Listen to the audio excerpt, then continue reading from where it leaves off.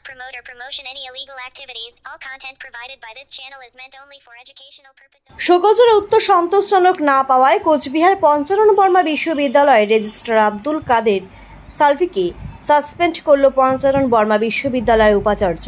ঘটনায় ব্যাপক চাঞ্চল্য ছড়িয়েছে বিশ্ববিদ্যালয় চত্বরে। তবে এখনো পর্যন্ত অফিসিয়ালি কোনো তথ্য পাওয়া যায়নি, এমনকি রেজিস্ট্রার সাহেবেরও কোনো রকম বক্তব্য দেননি। প্রসঙ্গত, গত 25 এপ্রিল রেজিস্ট্রারকে শোকজ করা হয়। তার বিরুদ্ধে উপাচার্যের অনুমতি না নিয়ে পারচেস এবং টেন্ডার কমিটির বৈঠক করা, অফিস অর্ডার পালন না করা, রাজভবনে চিঠি পাঠানো সহ একাধিক অভিযোগ নিয়ে এসেছিল কর্তৃপক্ষ। এই সময় এই বিষয়টি নিয়ে উপাচার্য ডক্টর নিখিল চন্দ্র রায় জানান, গত বছরের অক্টোবর মাসে তিনি কাজে যোগ দেন। এর মাস দুয়েক পর ডিসেম্বর মাসে কর্তব্যে গাফিলতি এবং অসহযোগিতার অভিযোগে রেজিস্ট্রার ডক্টর আব্দুল কাদের সালফির বিরুদ্ধে সতর্কতামূলক চিঠি পাঠিয়েছিলেন তিনি। এরপর 2-4 দিন ঠিকঠাক চললেও ফের অসহযোগিতামূলক আচরণ শুরু করেন রেজিস্ট্রার। ফলে বাধ্য হয়ে তিনি বিষয়টি আচার্যের নজরে আনেন। কিছু নির্দিষ্ট বিষয় উল্লেখ করে 7 দিনের মধ্যে কারণ বলতে বলা হয়েছিল।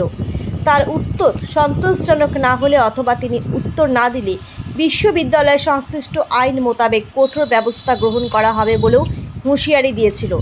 আজ সেই মোতাবেক তাকে সাসপেন্ড করা হয়েছে বলে বিশ্ববিদ্যালয় সূত্রে জানানো হয়েছে।